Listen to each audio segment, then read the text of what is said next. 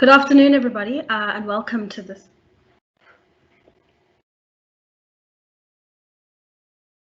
Good afternoon, everybody, and welcome to this event to launch the Makhasaneni research report. We're really excited that you're all able to join us, and we look forward to a very fruitful discussion this afternoon. As some of you may know, the Makhasaneni research report was a report that emerges from a research project conducted by the Land and Accountability Research Centre, from which I'm from. I should probably introduce myself. My name is Nolundi Luwaya, and I'm with LARC.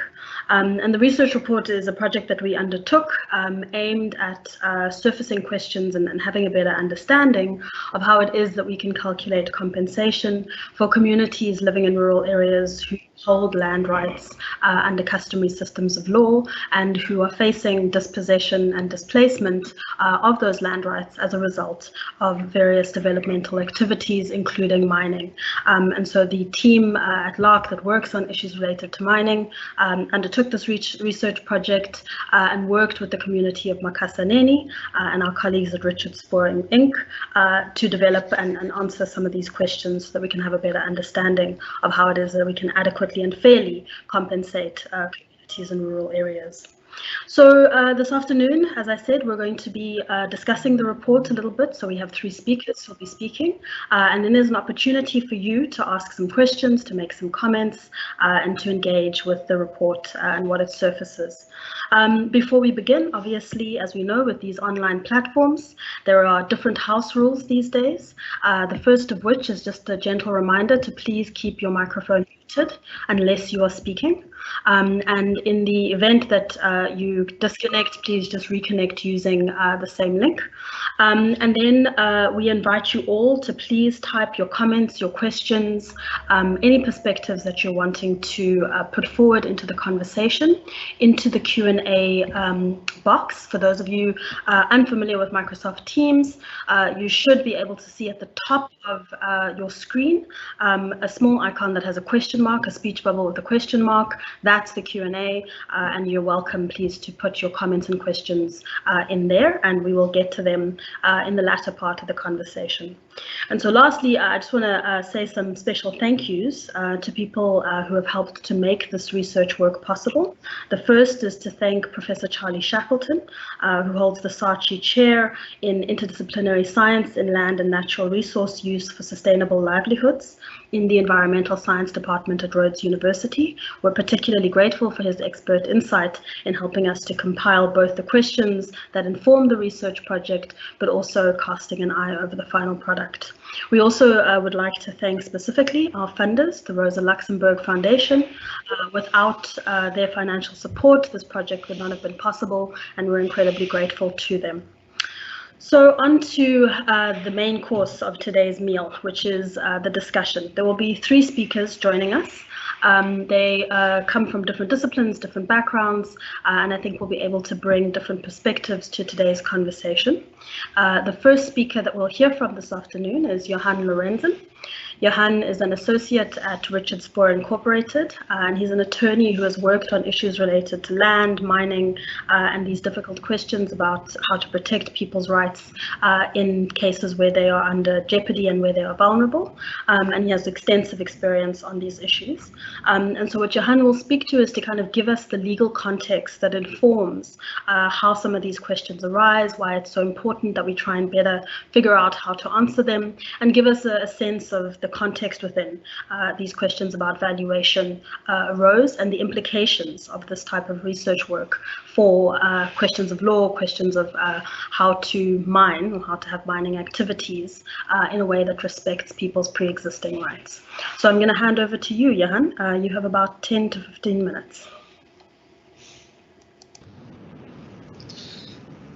Thanks, Nolundi. Really appreciate that introduction, and thanks to the LARC team, Professor Shackleton and Rosa Luxemburg, for bringing this all together. I think it's an extraordinary report, landmark report that moves us towards clarity on what communities are entitled to in the context of mining, and particularly in a context where we are desperately fighting for communities' right to say no to mining, which also means a right to say yes on favorable terms what that right to say yes will mean. So I think it's a vital report, and it's very kind of you to let me come in and say a few words about the framework. And in terms of discussing legal framework, as always, when one looks at the law in South Africa, one starts with historical legal framework, and at a very high level, in the context of mining, where white people happened to sit on had the accident of being on top of minerals. They historically would have had ownership of the minerals and a right to say no, a fairly robust right to say no to mining, which again is a right to say yes on favorable terms. So it tended to bring wealth to the landowner, and of course, mining was the backbone of the economy at the time. So mining certainly was able to happen despite a right to say no. In the context where Black people were so unfortunate to be born on top of minerals, they faced forced dispossession to make way for profit. And I think that's important, because it was not only for mining. In this context of the extraordinary community of Makhasaneni, that's important to note. It is important to note that they face removal for this mine, but this would not be their first removal. They have already been forcibly removed to make way for white agricultural profit under colonialism and apartheid, and now face this. So moving into the current legal framework, our constitution, our democratic dispensation, was meant to address these histories of dispossession. And there was some attempt to do so. Robust land rights were meant to come into place. But there's also then an aligned but sometimes contradictory attempt to transform mineral ownership. And so our minerals legislation removed the private ownership of minerals from landowners and vested it in the people, with the state as custodian, which was meant to be good generally, to allow the state to enhance mining and to make sure that ownership of mining was made more representative, particularly for people who are historically disadvantaged. But a large amount of the mining, some studies suggest the majority of mining since that happened, have in fact been on community mining. So communities that never were able to benefit from the private ownership of minerals under apartheid and colonialism, now under democracy, also lost that right. And there was then also an assumption that the right to say no to mining had also been stripped away from them, and that all land rights holders, be they white owners or communities with indigenous or customary rights, only had a right of compensation but not a right of consent. And that manifested in devastating patterns for communities where there were very rarely evictions, or there in fact were some evictions for mining, but what would generally happen is the mining would start, plowing fields, grazing fields would be stripped away from communities. You had endless drilling explosions, literal explosions happening on your neighboring farms, and that would be forced evictions by another name. Your life would be made so miserable that you would be forced into a position where you had to take whatever compensation, or whatever pittance was offered to you by companies. And it's devastating, important litigation done by lawyers for human rights and the Code of Any community also standing up for their rights, led to this landmark judgment of the Constitutional Court called the Maledu judgment, which did not fully enshrine a right to say no to mining, but what it did say very importantly is that until compensation is determined either by agreement or by a court or an arbitrator, the mining cannot start. And that has brought to the fore this question of, well, what is compensation? Because in a context where you have a private landowner who generally would be white, you can assess the market value and compensate with that. And generally a mining company will be happy to put on a 50%, 100% more top up to the market value to get you to move. But with communities, what is compensation? What does it mean? The Mineral and Petroleum Resources Development Act, the MPRDA, says you are entitled to compensation for any loss or damage as a result of a mining operation. What is that? What does that mean? There's no further bones to that. So it can be interpreted widely, it can be interpreted narrowly, and there's no further statutory guidance. And so that's where this report comes in. So first to note the remarkable bravery of the Makhasaneni community that has stood, that refused to just say, okay, come mine, we'll take whatever benefit we get. And then that victory that they've had has, before the Malay judgment, now puts them in a position to say, well, we want our compensation determined before mining happens, if it happens at all. And so this report brings in really vital insight into what that compensation might be and how courts might interpret it. So importantly, process comes first. This report engaged extensively with direct households and with focus groups. I don't want to get into the detail because that will be addressed by Reverend Mavuso and by Shannon. But the legal point I want to make is that the process before mining happens is really important. You need a robust engagement where people have adequate information about what is going to happen to their land, and their voice is going to be listened to, because to the extent there's not some sort of objective market evaluation, which we must rule out, that's not going to be the case, then who is best placed to give evidence? It's the directly affected community. And so I think this is a good model, if for nothing else, a process of how to start engaging with communities.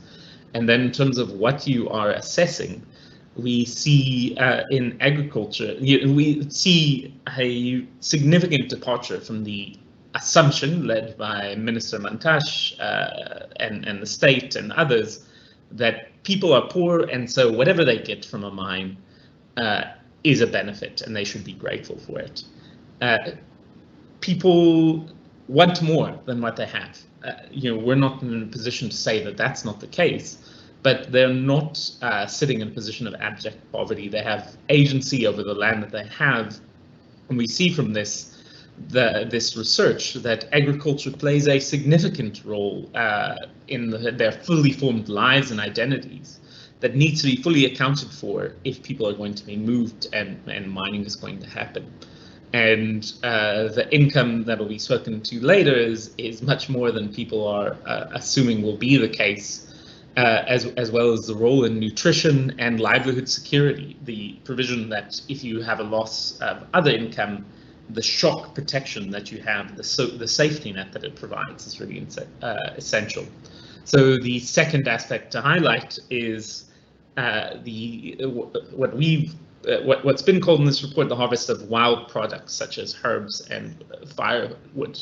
I've never seen, we've engaged with and fought with many mining companies. That's rarely featured in any studies that companies have done. And here, radically, we see that 35% of value extracted from land by this community is reflected in these wild products. 92% of the participants harvest medicinal plants. 89% of them harvest firewood. That needs to be accounted for in terms of any compensation package, and it just isn't. So there's a major blind spot that we're filling in evidence. Then there are the intangible aspects of mining. When a land is used collectively, particularly in the context of forced dispossession across the country in South Africa, it's not just that you can be offered another piece of land and just go and move in a way that markets are assumed to be just fungible. And comments made in this report are land is inextricably linked to the culture and identity of local people. There's this sense of place that people have from land. And that's not too essentialized. People may want to move, people may want to change, but what is really important is that in each and every context, a company must robustly and thoroughly assess what people want and how they make sense of their relationship with land and how their culture and identity relates to the land to ensure that any compensation addresses that. And that will be different in every context, and we have some really interesting insights from this research into and some guidance into how that could be addressed. So I think it is really important, from our perspective as lawyers, it's not our job to be anti-mining or pro-mining. It's our job to give effect to whatever our community clients' instructions may be. But what we have a very clear observation of is that mines to date, with the permission of the colonial government, the apartheid government, and unfortunately our democratic government, have been able to extend their profits by externalizing costs to communities. The real costs are borne by communities, and then the profits come to the company. And so this research takes us towards making sure that we accurately reflect the costs borne by communities, to ensure that any mining project, whether it goes ahead or not, accurately factors in those costs and decides whether they go ahead or not based on ensuring equity and a just and equitable outcome for the communities that are going to be affected. For this community, Makhasaneni, this lays a foundation as the mine returns, which we'll hear more about in a moment, to engage and try to make proposals. To the extent the community considers accepting mining on their land, this lays a foundation for the bare minimum that they should be seeking, and the terms and the questions that they should be asking, and we'll see that. And I think it lays a foundation for other communities that have not yet had mining of the right questions to be asking, and some benchmarks of what compensation might look like. Where mining has already happened, where the damage is already done, this research lays the groundwork for damages claims, where people have been undercompensated. This is an important step towards us being able to provide justice where mining has happened. And then just as a final note, this really underscores, as I've been saying, process. If you start from a position which the state continues to resist, but Makhasaneni to date has begun to establish in our law, but if you start from the assumption that people have a right to free, prior, and informed consent before the mining project happens, based on this type of research and based on thorough engagement with the community, then you're able to assess what compensation should be on equal playing field with full information. And that's going to be, obviously bring to an end the devastation mines have brought to communities before and after democracy. I would think, and I genuinely believe, it lays a better foundation for companies and the state around mining projects themselves. And so that's, sorry, my brief, I've tried to be brief, my comments, and hand over back to you. Thanks so much, Nolindi, for your patience.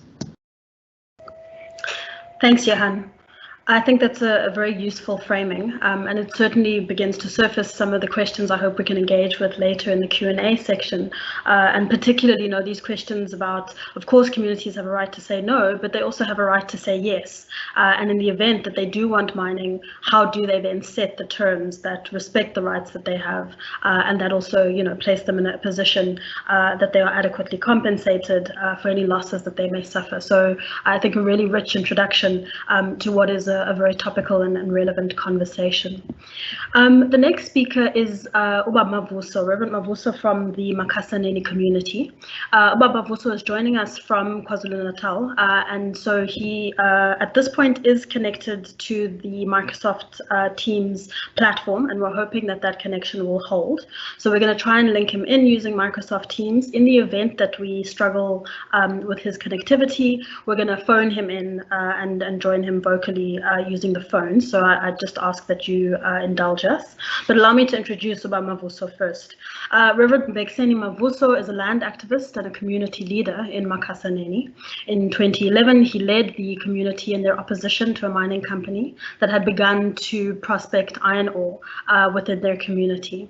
He has supported other communities and other activist groupings as they push back against forms of development that induce displacement and dispossession. He's worked with the community of Amacambini and the community of Mandeni in supporting their struggles as well. Uba Makhasaneni Mavuso is also an active member of the Alliance for Rural Democracy and was really instrumental in our ability to do this research project and in the success of the report. So, Uba Mavuso, are you there? Are you able to hear me?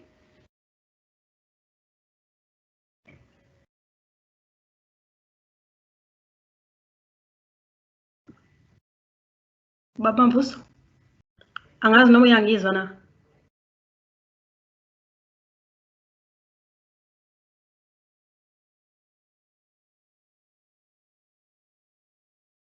Hello, Baba Mvuso.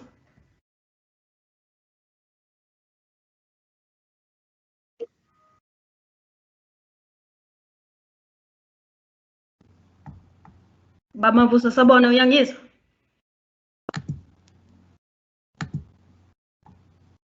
Rabobina, you need to unmute your microphone.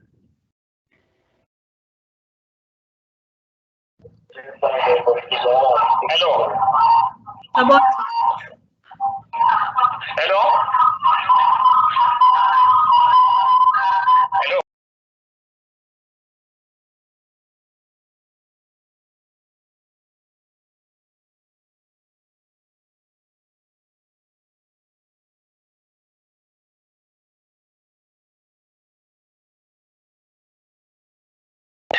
Good afternoon, colleagues. Good afternoon, comrades. My name is Makhasaneni from Makhasaneni. The name Makhasaneni was named after Makhasaneni Hill, which means crawling before you start walking. So, and we have redefined the name Makhasaneni to be meaning the University of Crawling. It means even if when you come with development at Makhasaneni, you need to crawl with people before you start walking with them. You need to crawl with them. It means we want participatory development plan or methodology that will work with the people. Makhasaneni experienced mining around 2011, which Tidal mining came to Makhasaneni without consulting the people because they don't think we are the people who can think, who can participate and provide their own development. So then people started to oppose mining. We opposed mining, and it lasted up to 6 years because we defeated mining around 2016 April. But even now, the mining still threatens to come back. But what happened after we have defeated mining? People got their land back through restitution. They now have their own land through restitution. We have now about 4 trusts around Makhasaneni. So it was good that we defeated mining, but they are still threatening to come back. We are against mining. Makhasaneni is a very beautiful land, the land of avocados, the land of amadumbe, the land of many things. It's a farming land, a very rich and fertile land of Makhasaneni. It's a beautiful land. So we don't want mining there. That's all what we can say, comrade. But thank you very much, Laku, to come and assist us with this research. This research will be our tool to fight any eviction, any threat of eviction. We can oppose mining using this research. We can also take this research to any government department to ask for financial resources. This research will assist us to know about the value of our land. This research will also assist us in finding out how rich is our land in terms of livelihoods and other assets. So thank you very much, Elak. This is our tool. This is our tool. This tool is not only a research, but it's a core research because it was done with the people. Thank you very much. I hope that you will assist us and fight mining at Makhasaneni. I hope we'll work together using this research. Any threat that is coming to Makhasaneni, we can take this report to court and use it as our tool to defend our land. Thank you so much, comrades.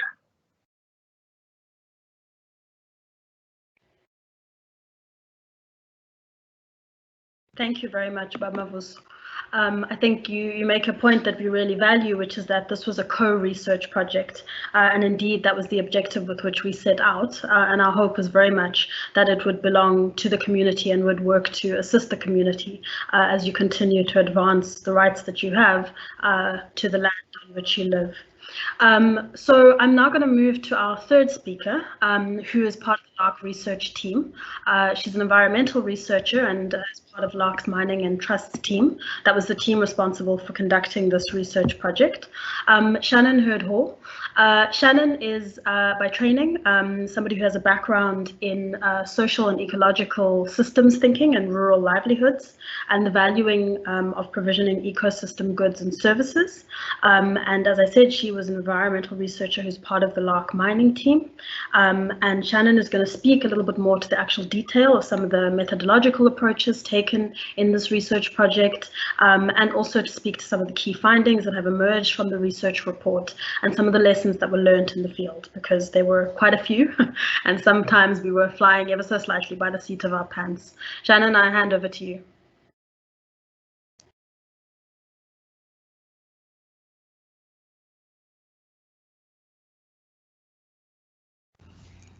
I'm on mute. I was just saying good afternoon, everyone, and thank you so much for joining us today. Special thanks to Johan and Mavuso, who set the scene so perfectly.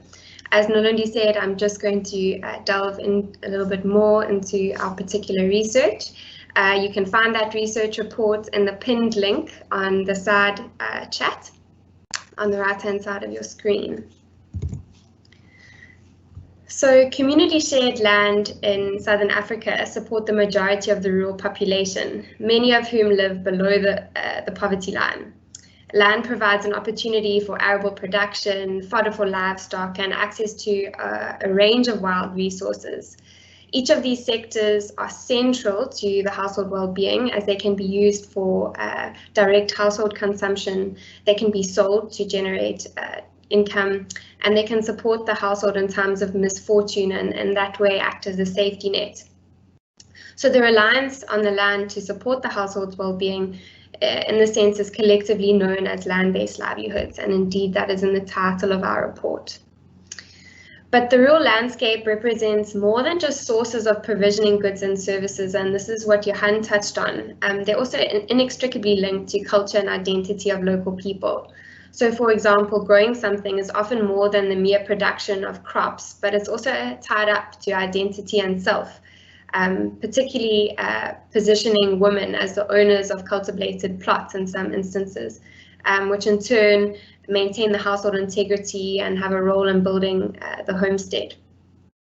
So this continued significance of the land has endured despite the labour reserve policies of the former apartheid and colonial regimes, which concentrated indigenous communities into marginal lands, which effectively undermined their agrarian base for rural existence and created a heavy dependence on migrant remittances and the formal economy. So ultimately, our work in Makhasaneni sought to unpack what is involved in determining a more integrated or holistic figure for fair compensation for communities who are faced with potential loss of community land rights and economic displacement, or the loss of access to livelihood production. So we recognize that compensation should include more than just the residential property, but also the reliance on the land, which support their livelihoods. And a common method for doing this is to economically quantify their reliance on the land, or reliance on land-based livelihoods. And this should be distinguished from placing an economic value on the land itself, or the market value, although that is something that LARC is interested in exploring in due course. So, like Nolondi mentioned, for timekeeping sake, I won't go into the report in the same level of detail it provides, but just paint an overall picture of the sort of work that we did there, the methods used, and the key findings. So for those that have not been to Makhasaneni or know where it is, it's a roughly 16 square kilometers, and it lies between Ishawi and Malmeth in northern KZN. The area is hilly with grassy crests and indigenous forested valleys or drainage lines, which are typical of northern Zululand Southveld.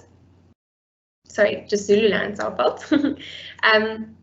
And the western side of the village is commercial timber plantations, which provides access to a whole range of resources, such as honey and fallen branches used for building cattle kraals and building of the homestead and firewood, etc. Makhasaneni is under customary tenure, where the land is accessed and managed by a Tembeni traditional authority. And like we learned from Johan, this is not the first time, this is not their original land. They were forcibly removed from their homes in Emogongweni by the colonial government to make way for these commercial timber plantations. We found that no betterment planning occurred in the area, so approximately 300 households are distributed across the landscape, which is unlike where betterment planning has occurred, where we have more grid-like condensed homesteads. And between each homestead in Makhasaneni is a mosaic of land uses, which are used as arable plots, small outgrow plantations, communal rangelands, and which are used for grazing and collection of wild resources. Every single household in Makhasaneni participated to some degree in land-based livelihoods, and only 12% of our households had a member that was full-time employed. So just delving into the methods, we adopted a mixed method approach with a combination of focus group discussions and structured household surveys, informal conversations, site observations, key informant interviews, etc., which allowed for a triangulation of approaches. We conducted our fieldwork in 2019, at the end of 2019 and the beginning of 2020, where we were assisted by local fieldwork assistants. So hello to our fieldwork assistants who are hopefully listening. Thank you for your translation and your facilitation of workshops with us. Interviews and discussions were conducted in the local language and then interpreted simultaneously. And it's also important to note here that we were given ethics clearance by the Law Faculty's Ethics Committee at UCT. So firstly, we conducted focus group discussions using a range of participatory learning and action techniques. We call it PLA for short. Some of these techniques include ranking and participatory mapping. And these PLA techniques mean that the researcher hands over the proverbial stick of authority and allows the participants to analyze and recognize much of their own knowledge. And we just facilitate the conversation. In this case, our ranking exercises involve discussion on all of the resources used in the community, which were written down and then ranked according to various criteria, such as the frequency of collection and what resources were collected in the greatest quantity. And this provided insight into the degree of use of various resources in the community. We also used participatory mapping, which involved the projection of an aerial photograph of Makhasaneni, and then community members would go up to the projected map and highlight hotspots of key resources and where they're collected. So ordinarily speaking, we would come out of those focus group discussions with annotated maps and ranked lists, so physical outputs, but we were overwhelmed by an excess of 40 people which attended our focus group discussion, and so very difficult to conduct focus groups with that amount of people, and so we use them as more of a tool for meaningful discussion rather than physical outputs.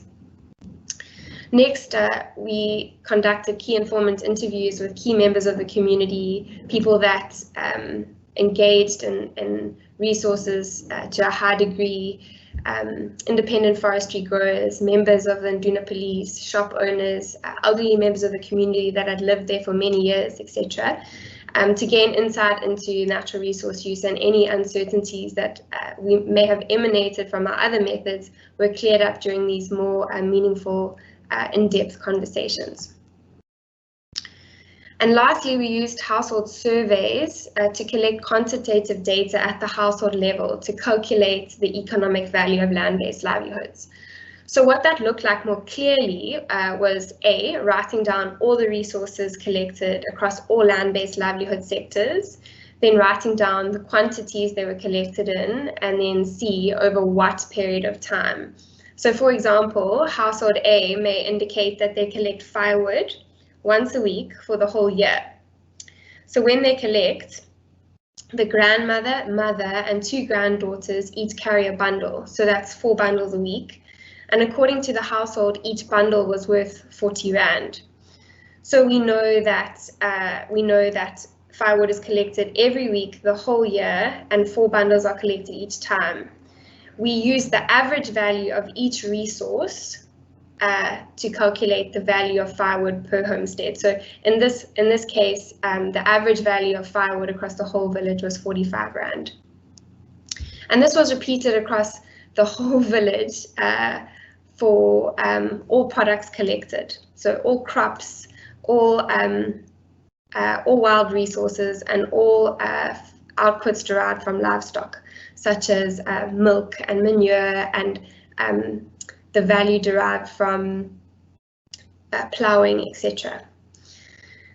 In our report, the values were reflected as net values because they took into consideration the cost of production. So the input costs for arable agriculture included, for example, the cost of seeds, the cost of labor, which was seen as the number of working hours, and for livestock, it was the treatment and prevention, the cost of treatment and prevention medication, and time spent shepherding livestock, etc. And then also we collected data on the immaterial benefits provided by the landscape, so the intangibles. And this provided insight into what most people value about Makhasaneni, how it contributes to their cultural heritage and spirituality. But this was a learning curve for us, and I'll touch more on that in the lessons learned, as we found that collecting sort of data on the intangibles was more conducive to key informant interviews. But like I said, I'll touch on that later a bit more. So it's very difficult to rush through a very long report and to highlight the key results, but I'll attempt to. We found that most rural households in Makhasaneni derived livelihoods from at least 3 or 4 land-based livelihood activities at one time. Wild resources were the most widely participated in sector. So when I say wild resources, I'm meaning firewood, thatch, poles collected for cattle, kraals, and construction, medicinal plants, honey, mud, all sorts of things. There was a range of 19, I think. So wild resources was the most participating sector, followed by arable agriculture, with 92% of households cultivating either home gardens or fields. 67% of households engaged in livestock ownership, and then around 50% of households had small outgrow plantations. So that was small old fields that had been used to plant timber plantations, which were then sold to larger entities like Mondi to make extra money. When economically quantified, crop cultivation generated the greatest average economic value per grower household. So those that engaged in crop cultivation for home consumption made around, or it was valued at around 29,600 Rand, and those that engaged in crop cultivation for trade were around 30,000 Rand per household per year. And this was across home gardens, fields, which were located in the homestead, and then amadumbe fields, which were scattered across the landscape in the drainage lands. Green maize was the most widely harvested crop for home consumption, and amadumbes were the most widely harvested crop for trade, and interestingly contributed more than 50% of the value of the trade value. The second highest value was livestock, which consisted of goods and services rendered from cattle, goats, and chickens at roughly 32,000 per owner household per year. So outputs valued were things like manure, the value derived from slaughter, from meat and ritual slaughter, milk, the value derived from egg collection amongst chickens, etc. Third was the third most highest value was wild products, consisting of a range of 19 different products, and contributed an average of 23,600 Rand per household per year. And then the least contributing sector was outgrow timber plantations, which contributed roughly 7,000 Rand every 7-year growing cycle, so roughly 1,000 Rand per grower household per year. So this sector was seen as a welcome contribution to the household economy, and they were useful for households to collect their own wood for building materials, but they were not considered a mainstay to the household economy. These land-based livelihood activities were in fact one of multiple mechanisms that residents drew on to survive.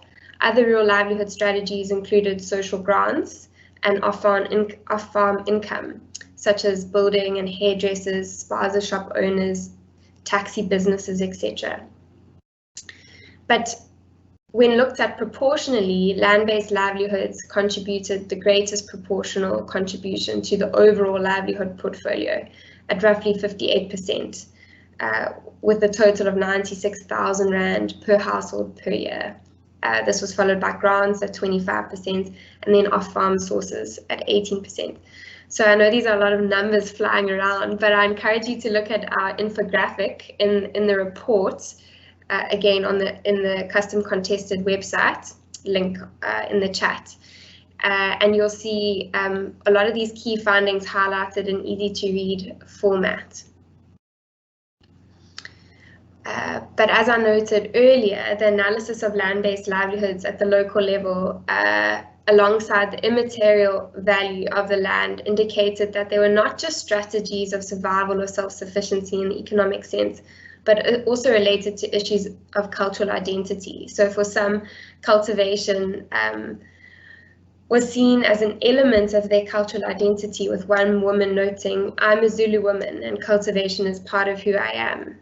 Another noted, "When I was young, I did not latch onto my mother's breast, so she used to crush the maize from the ground to feed me. So even when my mother was helpless, the land provided." And this respondent continued by saying, "Our soil is the source of all life here. If it were not for it, I wouldn't be alive, and you couldn't ask me these questions. So when you're talking about plowing the land, you're actually talking about my whole life." Others spoke about the kraal being more than just a housing component for livestock. It was said to be pleasing to the ancestors and to represent a cultural symbol for a proper African homestead. One respondent said, "It plays an important role in ritual ceremonies. If we get married in the city, it's not yet complete if you did not come back to the place where your original home is with the kraal. During the marriage ceremony, I have to report to the ancestors inside the kraal that I've given my son a wife, and here is his wife. Here she is right here." So I hope that we've been able to express the dependence on the land and indeed the value that these rural livelihoods represent. And it's our hope that the land-based livelihood figure of roughly 96,000 Rand per household per year can be a guide for the community to know the worth of their livelihoods and to support them in their decision making. And just before I end, I think it might be useful for others who are interested in this kind of work to reflect on some of the key findings of our work. So the first was that the values that were derived, that we calculated in Makhasaneni, were much higher than anywhere else. This is probably because relative to many other studies in South Africa, the site has a far better climate for cropping than, say, other studies in Limpopo or the Ciskei. It also has a high value derived from the drainage lines through Amadumbes, which is not something that has been covered in previous studies. The climate also means that the cropping season could be extended, as it could be a moister site. It also means that the livestock condition may be better because they have green grazing areas well into the winter. There might also be a stronger culture of cropping and livestock ownership, although we don't know for sure. We just throwing around some ideas as to why these figures might be higher. Unfortunately, there's not many land-based livelihood studies in KZN. We know of one conducted in the late 1990s. So it's difficult for us to compare this site with other parts of South Africa which have such different variables and climates. The second pointer that I'd like to chat about that we learned while working in the field is that the qualitative data derived about the qualitative data that we derived from conversations about intangibles was not conducive to household surveys. We found that it was a much more appropriate method to use key informant interviews.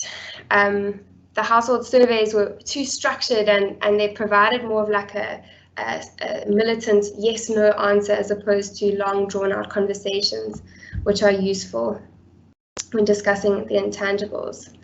And then lastly, a unified community such as Makhasaneni allowed for ease of research. So this was in contrast to other areas that we worked in where the community was divided. And having a community liaison like Mr. Mavuso, who was interested in our work and supporting our research needs, was crucial in ensuring that we could complete all the data collection activities. So if there's any specific questions that you'd like us to reflect on our time in the field doing this type of work, please leave them in the chat function and we'll chat about that shortly. Thank you. Thank you so much, Shannon. That's a really great cap of what the report contains. And so now we come to the point in the conversation where we open up for questions, for comments, reflections on the report, but also some of the wider issues within which this report locates itself. I'm going to kick us off with a question to each of our panelists. I'm going to ask each of them the question that I have for them, and then I will tell them the order in which they can respond, because that's the kind of power that I have. So Shannon, I'll let you have your question first so you have a moment to think about it. Rudy Hillerman, who's joining us, is asking the question whether, other than the mining interventions that are taking place in Makhasaneni, has the community experienced any other disaster event which would have necessitated a collective response, so something like a fire or a storm? And he's also asking about how the community was able to mitigate the disaster of lockdowns. And so I'm wondering if you could speak a bit to that. So that's how Makhasaneni fared through the lockdown process, and the question of whether they've had any other interventions aside from the mining that they've had to rally around. Then my question to Uba Mavuso is, as many of us know, and those of us who follow these matters in the news will know, the stakes around opposition to mining can be very high, and Uba Mavuso himself has faced numerous threats against his own, his life, his security and safety, and other members in the Makhasaneni community have also faced threats. And so my question is, in the context of such high stakes, what is it that gives Uba Mavuso and the community the courage to continue with their activism and to continue opposing what they feel is unjust development? And then my question to Johan, who I'm actually going to ask to answer first. Johan, my question to you is whether you could speak a little bit more about the legal position of land rights that are held under customary law for those people who are not familiar. And if you could also just give us an understanding as to what that legal position means when it comes to the context of mining. So what does that legal position mean in terms of the positions then that communities hold and their ability to respond to mining activities? So if you could answer in the following order, please. Johan first, then we'll go to Mavuso, and Shannon will answer her question third. Before I hand over to Johan, I want to acknowledge the congratulations from an anonymous participant who congratulates the team and really praises this as a practical piece of work, and who's asking whether this will be turned into a policy brief. At this point, I think we'll think about that, we'll consider that, but the hope is to have a variety of products and outputs that draw on the research report, and that can be shared in a variety of contexts. All right, Johan, over to you to answer the question. Thanks, Nolundi, and thanks very much, Anonymous, and well done to Shannon, Reverend Mavuso, for the incredible work on that. Thanks, Nolundi, for the question. I think it's really important because what we see from mining companies, understandably and disappointingly from the state, is that there is a ready assumption, there's a ready willingness to assume that communities and customary land rights holders are in a weaker position, or a position where they don't have rights at all, because they are rarely, if ever, the registered holders of the title deed. And so there is an assumption from those actors, and to be honest, from the biggest law firms and advocates, to say that because you're not in the title, we will degrade your rights, diminish your rights, and often agents of companies and of the state intimate or even intimidate with the suggestion that this is going to happen either way. Your name is not on this title deed.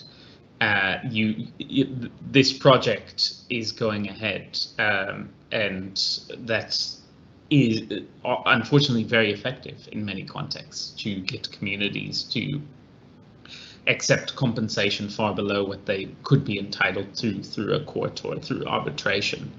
And that is precisely what was meant to change with democracy and with the Constitution. And so what are customary land rights? It starts in two parts. The first is that the Constitution recognizes customary law as equal to the common law and subject only to the Constitution, as well as statutes of Parliament that specifically govern customary law. And so it's easy to hear that, but it really needs to be emphasized that that can be used for radical ends. That we've never lived in a society where Indigenous law has been recognized in those terms. And so we need to start with the position that whatever the Indigenous law is of a community to land rights, that is what must be complied with by a mining company. And just whether it's written down or not, that is binding law equal to the common law, which we, people go through years of study to learn in law school, and is fetishized and subject only to the Constitution and statutes. And I think that mental shift is still not breaking through. And then the second is there is a statute, particularly for this context in Makhasaneni and other Indigenous communities such as Kodabeni, that does regulate customary law, but it strengthens it rather than diminishing, and that's the Interim Protection of Informal Land Rights Act, which says not only must you comply with the Indigenous or customary law before you can deprive someone of their land rights, that Indigenous or customary law must have a minimum requirement, not a ceiling, but a floor of a meeting of the directly affected land rights holders, and the majority of the directly affected who must be given fair notice, fair documentation, fair opportunity to participate. the majority must support that decision. So whatever your indigenous or customary law may require, which in the parliamentary context, for instance, the emphasis is on consensus. That is the standard, and then there's a minimum requirement. And so that's very robust, and our courts to date have held that the award of a mining right does not extinguish those. So if a mining right if a mining company wants to mine land, they must comply with the indigenous law unless there's an expropriation. And so I think it's really important then to come back to, so what does that mean for a company? What does that mean for a community? For a company, that means that there needs to be this rich process that I was discussing earlier. You need to ask people, what is your law? Because customary law is very rarely written down. And so that's an essential, that's part and parcel of this process. And then for communities, don't be intimidated. Don't allow customary law to be degraded. Don't be told that you can be steamrolled. Those days are meant to be over. And in fact, if you, in terms of the judgments that have been secured, they are over. And so it's politics and intimidation that undermines those rights, not the courts and not even Parliament. So thanks, Nalini, for the question. I hope that clarifies things to some extent. Thanks, Johan. Could we go to Mavuso? Hello.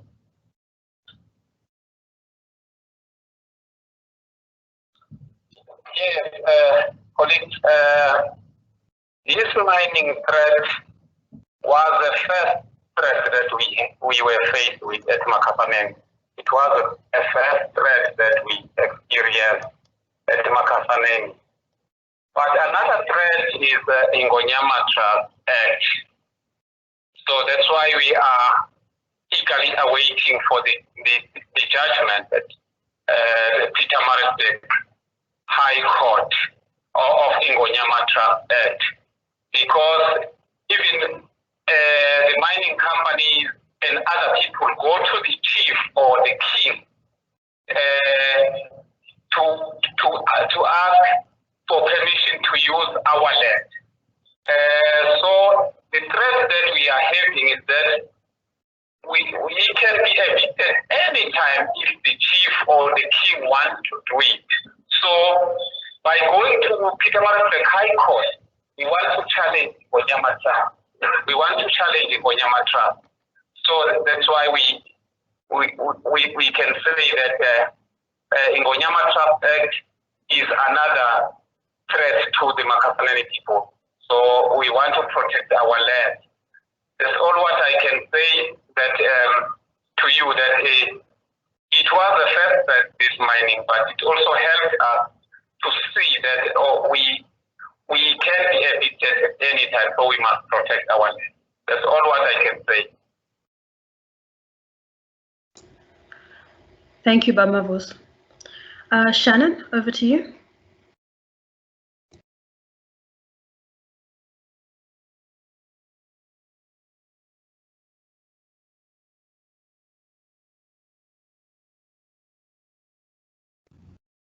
I'm so sorry, my microphone again. I think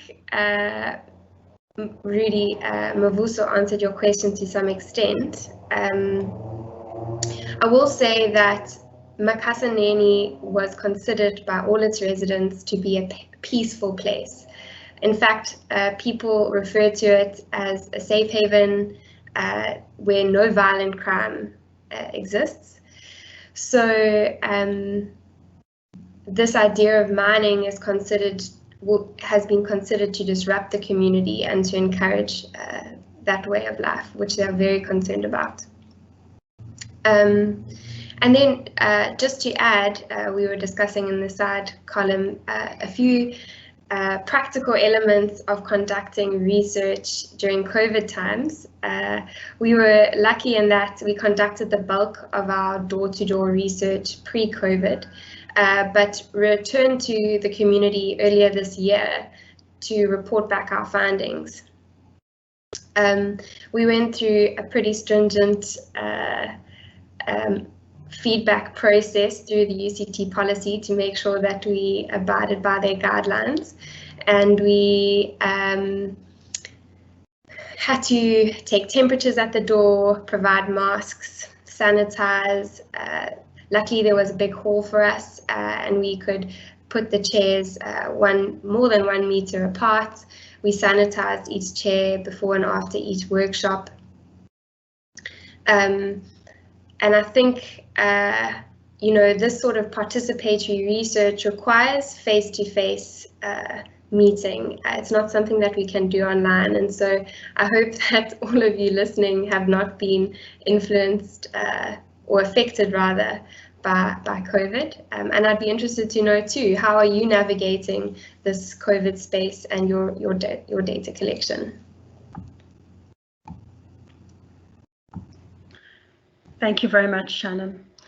To come then to some further questions that are being posted by participants, there is a comment and a question from God Knows Mudimu, who also is very complimentary and kind and says it's excellent work and congratulates Lark and everyone involved. And he asks, did you encounter other voices that are pro-mining, and how did you navigate or incorporate this into the report? Shannon, perhaps you could speak to that, whether there were any pro-mining voices and if that perspective emerged, how it was incorporated. But Mavuso, what I'm hoping you could speak to is to give us a sense of the impact of lockdown and the coronavirus on the community, and the ways in which the rich land in Makhasaneni assisted the community, if at all, to survive and to endure during what is a unique and very difficult time. There is also a question from Rudy related to the first two questions. Do you perhaps know how the community is responding to the flourishing of invasive or alien plants? Shannon, if you could speak to whether we saw any invasive plants, and Uba Mavuso, if he could speak to the question of invasive plants. So for now, let's go ahead and take those. Shannon, could I ask you to start?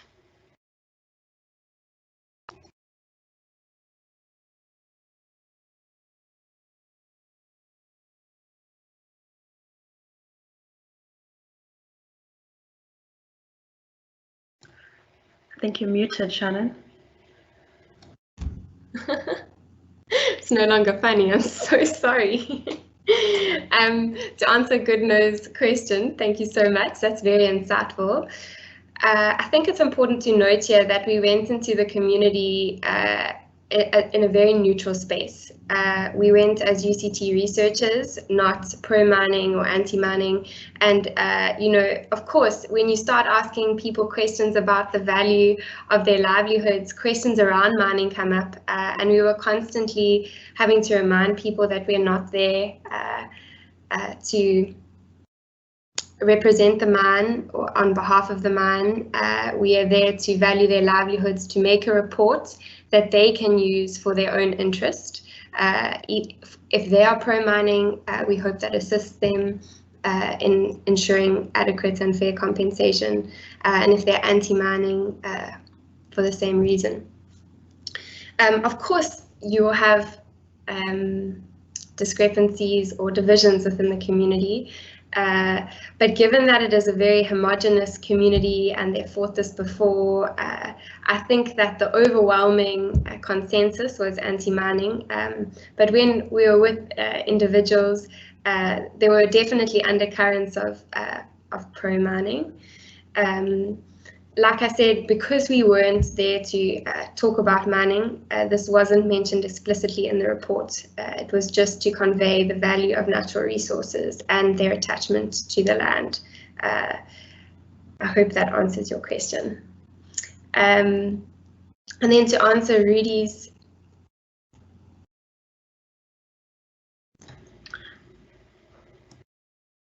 I think put Nalundi live. You can go ahead and answer Rudy's question, Shannon. Okay. So to answer Rudy's question, a great question there too. Because there was so much disruption of the landscape from commercial timber plantations, there was so much bugweed and chromalina. And to my knowledge, these were used as shaded areas by community members, particularly amongst their crops. Whilst working in the field, there were also some medicinal uses mentioned, but no other practical uses for land-based livelihoods that we came across.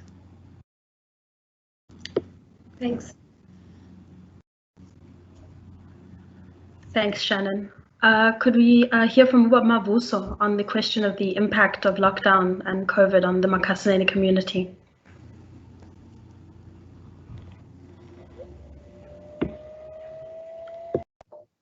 Yes. I'm still on.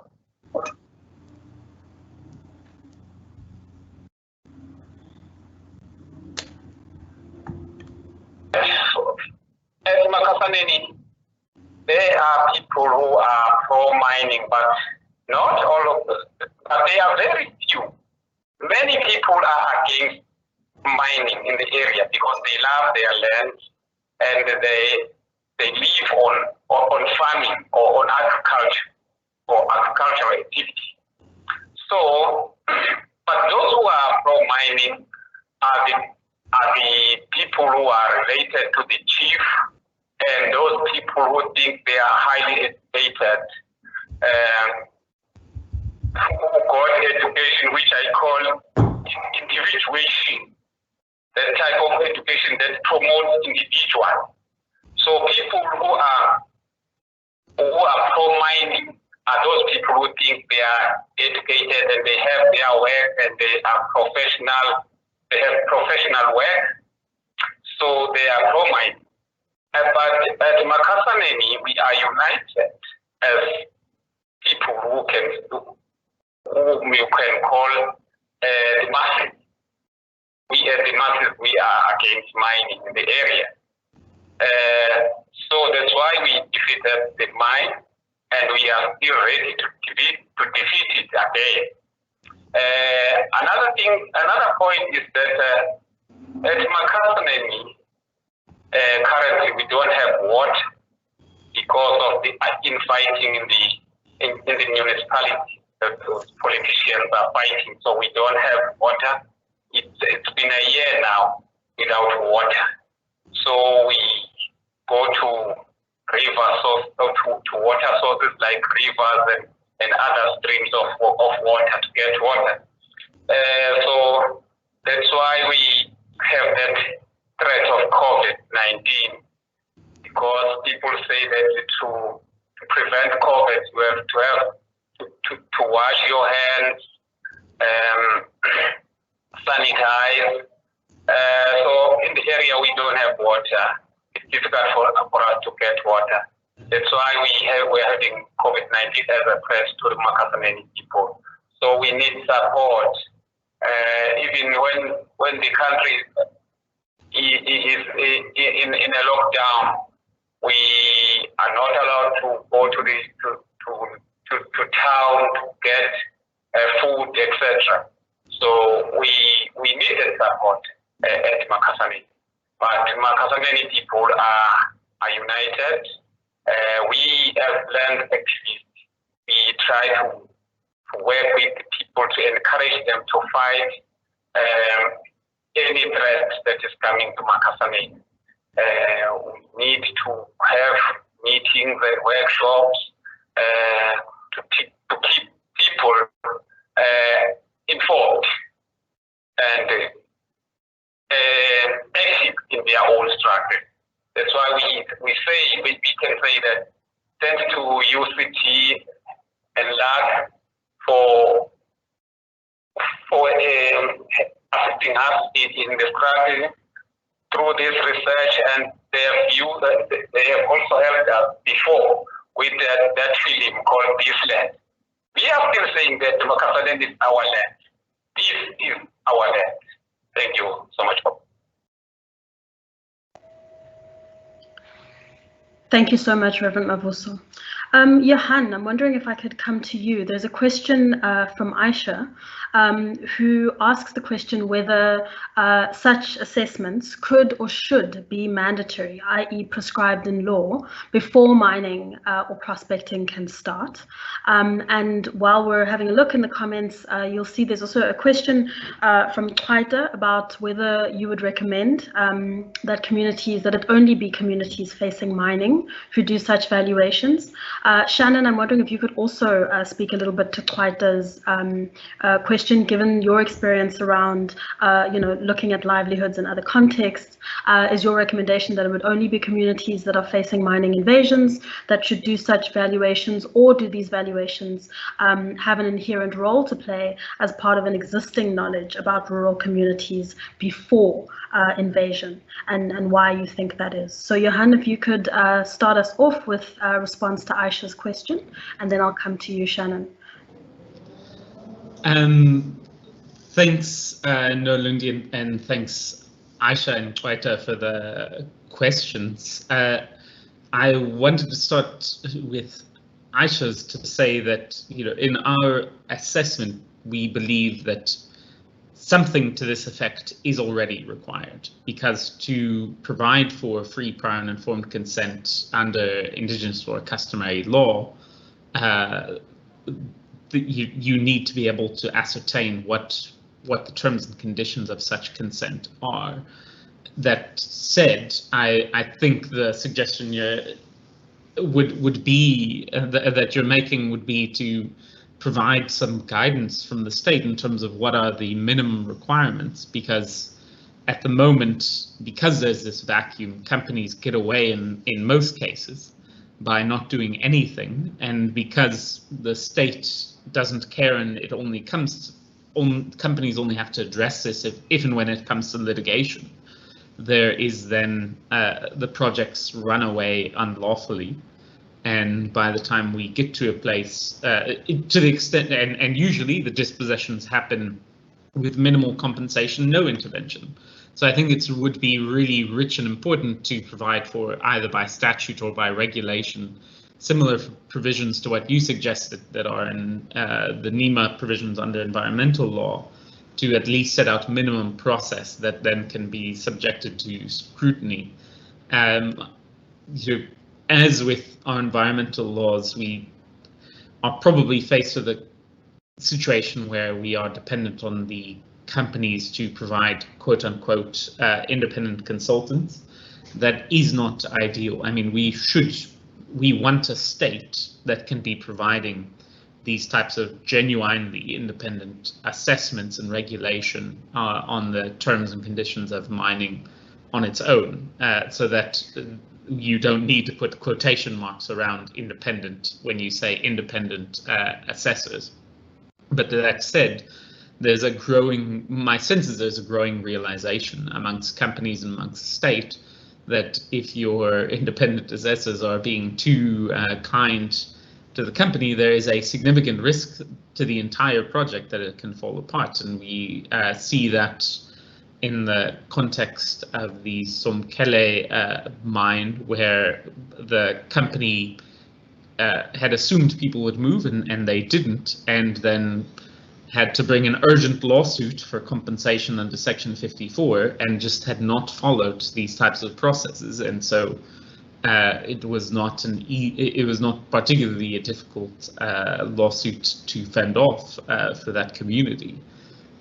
So companies are increasingly appreciating the type of risk that they face. And then to Twaita's question, I absolutely think that there should be more of these assessments beyond just potential mining context. I think we need more of these for my immediate concern and priority. I'm afraid to admit would be that all potentially mining affected communities get these types of assessments. But I think we have this really troubling tendency in our state and in our society to only pay attention to these communities if and when there's going to be a big project. And as I said at the beginning, we must dispute the assumption that people are poor and will take anything that is offered. But we also need to appreciate that people do want better from the state and from the economy. And if these types of assessments that Shannon and Reverend Mavuso have done were being undertaken on a regular basis across the country, even non-mining affected communities, we would have a much clearer sense of what can the state do, what can private actors do to actually speak to the lived needs of where people's lives can be made better. With this example of agriculture, this type of report lays a foundation to what type of interventions and subsidies could be brought in to significantly increase people's incomes based on what they're already doing. And so I think Twaita's point is really important, that we should be looking at these types of tools not only in fending off mines, so that's really important to me, but also across the country, because understanding how people are living and how to build on that rather than from the ground up, rather than imposing development from the top down, it's hard to imagine any form of rural development that doesn't in any other form. Thanks both for your comments and questions. Thank you, Johan. Shannon, over to you.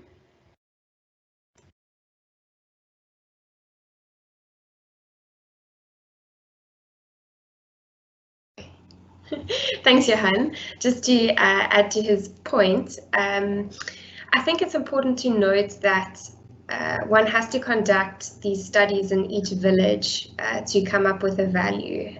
No inference can be made, given that each village has a different context with very different climate variables and very different degree of reliance on the land. You'll find that in the Transkei and a more arid landscape, there's a different range of resources available. The climate is different, and the value might be much lower. And so we don't have a great enough suite of studies in different provinces in South Africa to come up with an average figure and apply that. One needs to conduct these studies in each site of where relocation might be occurring. I hope that answers that question. Yeah, and then just to add to Twaita's question, I think communities know the value of their land. It's just unfortunate that money is a universal language that people understand and is useful in communicating. I mean, Johan already mentioned this. I think that it's not just useful for mining. I think it's useful for all development-induced developments. Over to you, Nolandi. Thanks, Shannon. There are one or two more questions in the chat. For Reverend Mavuso, there is a question from Hotelelo Mohala, who asks, given that the stakes in mining are so competitive, how prepared are you and the rest of the leaders and the community members to make sure that your stand and the right to say no to mining remains intact and resolute? So he's asking about how prepared you are, Mavuso, and how prepared the Makhasaneni community is to continue to object to mining and to make sure that your right to say no to mining remains resolute. And then a question from Monica, which I will put to you, Shannon, is what was the response of traditional leadership at both the local level and at the level of the traditional council to the research being undertaken in the Makhasaneni area? Was there any reaction or response from traditional leadership? And just to say to our participants, this is sort of the final round of questions. So if anybody else has any further questions that they would like to ask, please put those into the chat. Thank you very much for the comments from Usabelo Hladla, who points out that this report will be a useful tool for the Makhasaneni community and that it will advance their struggles. Thank you to Twaita for your compliment. Anonymous, thank you for your comment, pointing out that the report makes makes use of the term customary land tenure as opposed to communal land tenure, and for noting that I think that is an important distinction to make. We would firmly agree with that. I think that there are differences between these tenure systems. And lastly, to thank SG Mabaso as well for your complimentary comment as well. So if anybody has any final burning questions, I'm seeing one from Anonymous. What processes are used to quantify the value of the land? Particularly, how does one accurately reflect the cultural value of the land, so the intangible values? Shannon, I'm going to toss this one to you too. So if you could speak both about whether there was a reaction or response from the traditional leadership, but also if you could speak to this question about how it is that one values the intangible value of the land and the processes that were used in quantifying the land in that respect. So Mavuso, I'm hoping that we could start with you in response to this question about how prepared the community is and how prepared you are to ensure that your right to say no to mining continues. Thanks, Nolundi. But even now, my colleagues or my comrades here who are with me here, my fellow comrades, they say they are very much prepared to fight and defend their land. But we also need support from other communities and to you, colleagues over there in your city, to assist us with workshops and workshop us about land rights and also about our right to say no. So we need your support, but people are ready to fight. You know, we often say that we may look to be poor to some people, but we are not poor in mind.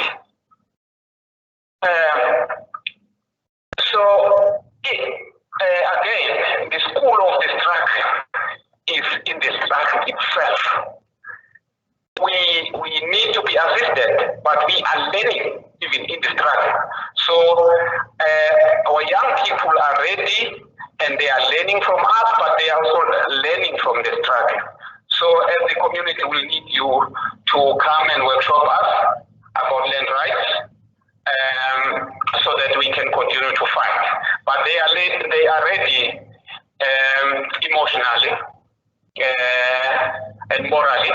They are prepared to fight. Thank you so much, comrade. We are not poor in mind. We may be poor, but we are not poor in mind. Thank you very much, Baba Vuso. Shannon, over to you. I'll start with Monica's. Thank you for your question. When we enter into these communities, we try and operate through the correct channels. So indeed, we met with Mr. Ludla, who is the headman of Makhasaneni, and his village committee. We presented our proposal to him, and we were given his blessing, and the village committee gave us their blessing to conduct our research in the community, which was a welcome change from our previous research attempt in a community where mining had already occurred not far away, and we were routinely ignored when we tried to meet with the traditional council. We sat in a queue on 2 attempts and were not welcomed to chat to the chief and various headmen in the area. So that ignore tactic meant that we didn't want to conduct our research in the area without their blessing, and we moved on to Makhasaneni. I hope that answers your question, Monica. And then to answer the anonymous's question about processes used to quantify the value of land from an intangible perspective, that's a very good question. In fact, the ecosystem service quantification narrative has moved away from economic quantification in many ways, particularly for the intangibles, something that you can't put a value on. And so we try to communicate the value of the land in a narrative form with pertinent quotes to communicate that. An elderly man saying that his mother couldn't feed him, and so the land fed him, the crushed maize fed him, learning about the bearing of the umbilical cord in the kraal and the connection to the landscape. You can't put an economic value on that, and so we felt that communicating through description and narrative was the best way to do that. Thanks, Nolundi. Thank you, Shannon. Johan, do you want to go ahead? Yeah, so there's a question about what the land holding system from Anonymous, about what landing.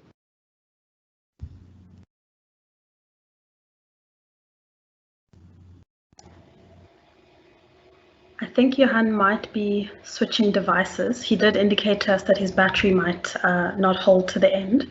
So while he goes through that process of switching devices, I see there are one or two more questions in the Q&A. Shannon, there's a question from Rudy about the reaction of the municipality to the Learning and Action Report and what the municipality's land use management plan looks like in terms of covering this area. If you could answer that. And then there are two more questions. So the one is around whether the research was limited to the kind of no to mining. And a question from Tiane about, we see lots of divisions in communities that are facing mining, which always weakens the resistance to mining. And how has the community of Makhasaneni remained united? Bama Vuso, I wonder if you could answer that question as your last question. So how has the community of Makhasaneni remained so united? And Shannon, if you could speak to Rudy's question and to Anonymous's question about whether the research was purposefully limited to the no to mining. Colleagues, I'm going to say that I'm going to close the Q&A at this point. So I'll ask the speakers to just answer these few remaining questions. And then I'm going to bring us to a close just in the interests of time. But please, if you are interested in asking further questions, please reach out to us, drop us an email, contact us through our various social media platforms. We're happy to keep having the conversation. Johan, are you back with us by any chance? So sorry, can you hear me now, Nolan? Go ahead. Thanks. So there was a question about what land tenure system the community would like, and I was just jumping in to say that as a starting point, just what we've picked up on, and I'll stand to be corrected, is the community would like the rules that they have been governing their land with to date to be respected, that there are clear and established rules that if someone comes from the outside, they need to ask certain permissions, both of future neighbors as well as the community, and then signed off by a mass community meeting presided over by certain designated people. And so there is just a respect of that. Now, going forward, what would it mean for the state to be respecting those systems? I think that's an open question that really needs to be subjected to robust public participation process by a parliament that is trying to listen to the lived needs of people. I think there's been exceptional recommendations from the high-level panel report of former President Motlanthe and his panel, as well as the presidency that look towards at least a register that documents all currently undocumented but robust property rights, and then would be thinking through a systematic way of making sure that they are protected and that Indigenous and customary law is respected. That's sort of the direction in which we should be encouraging Parliament to be moving. Thanks, Johan. Baba Vuso, could I come to you on this question of how has the Makhasaneni community stayed so united?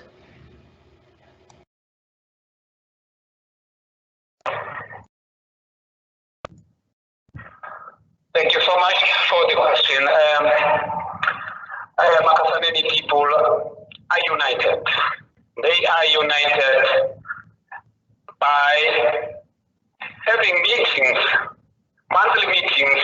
It's where we discuss about our land, we discuss about land issues and the challenges that we have in our land and threats that we have in our land. So we always meet monthly to discuss everything, and it's where we motivate each other and educate each other about our rights, and we also conscientize each other about the threats that we are facing in our land. So Makhasaneni people are ready and they are united.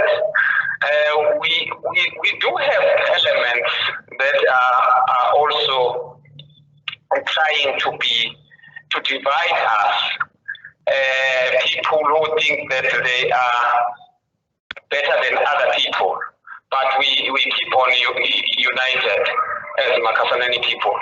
So also thank you so much to LAC or UCT for always coming to our area. As I have indicated that they came to Makhasaneni and came up with that film, or some people call it a film, but I call it documentary, documenting about our land.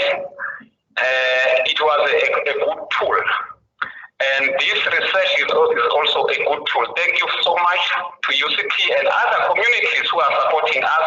I have Sabelo there from Somkele is also supporting Makhasaneni, and many other communities, Tolobeni and other communities are supporting Makhasaneni. They take Makhasaneni as one community who is also leading in fighting for their land.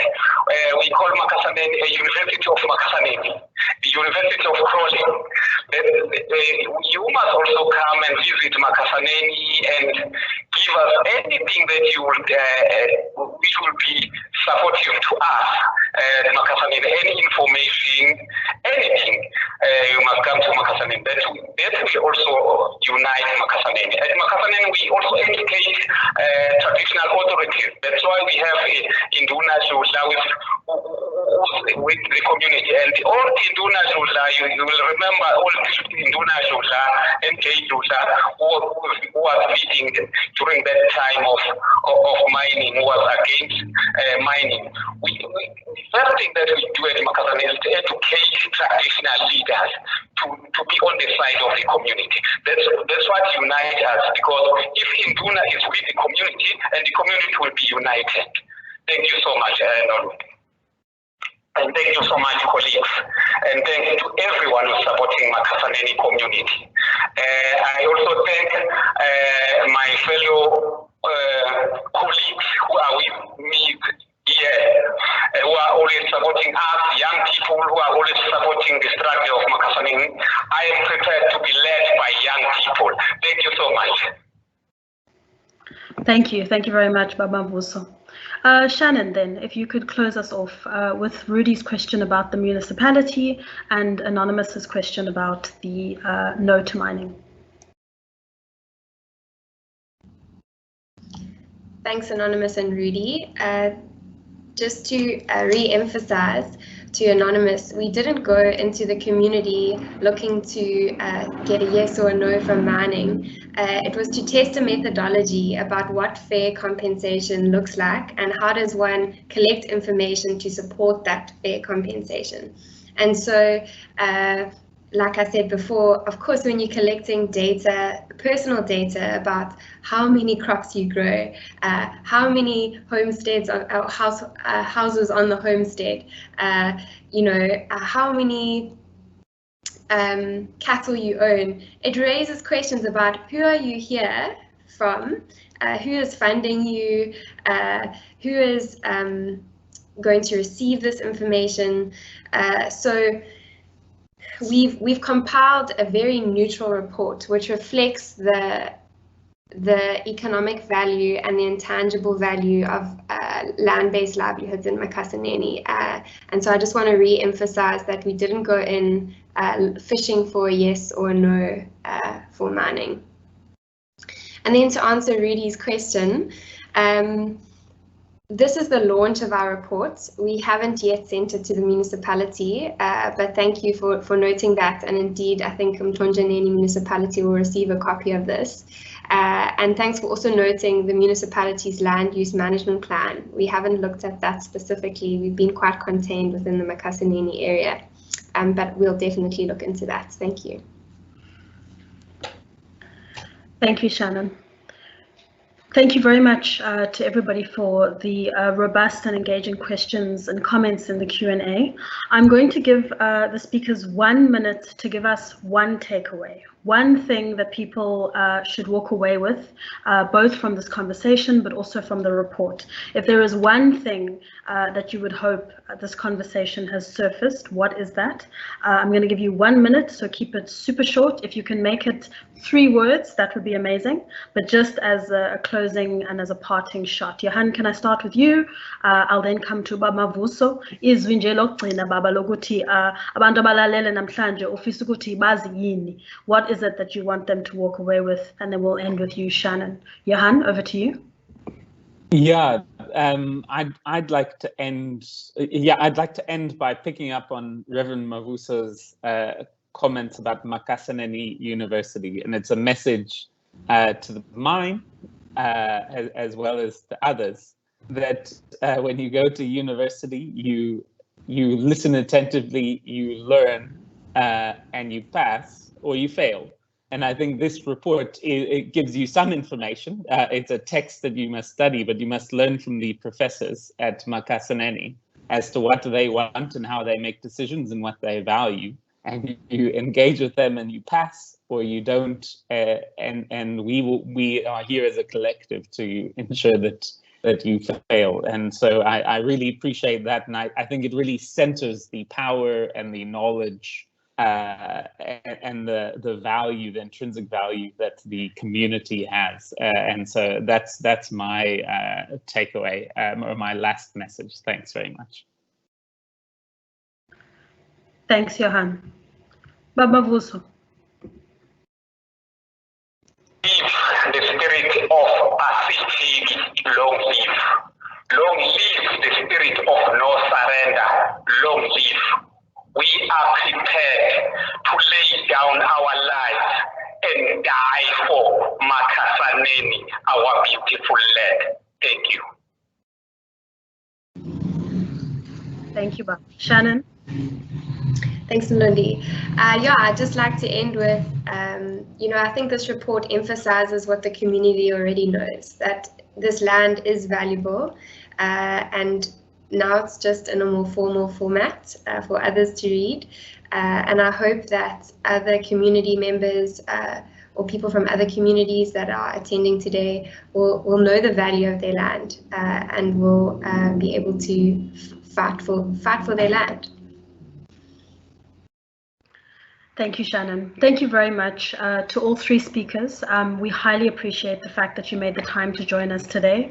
Baba Mavuso especially, we know what it takes for you to connect to such an event, and we really appreciate that you were able to make that happen. Bengifisa nje ukuthi kwabahlali baseMakhasaneni sibonge kakhulu ngokuthi nina samkela ngezandla ezishushu. Siyathemba ukuthi lo msebenzi siwenzile uzonisiza ukuthi niqhubeke phambili ngomsebenzi wenu. To my colleagues Ramabina, Ngcedo and Shannon, thank you for holding this project with such grace, with such dedication. I think that the product speaks to the time, the investment and the energy that you put into this work as a team, and I would hope that this propels and springboards other conversations. And lastly, to those of you who joined us, both those who are still online and those who have had to log off and leave, our deepest appreciation for making the time, for staying with the conversation and for engaging us so richly. A reminder again, the report is available available for download on Custom Contested, and should you wish to secure or to have hard copies of the reports, please let us know. We can do what we can to facilitate that. So our appreciation to you all. Take care and stay safe. Thank you.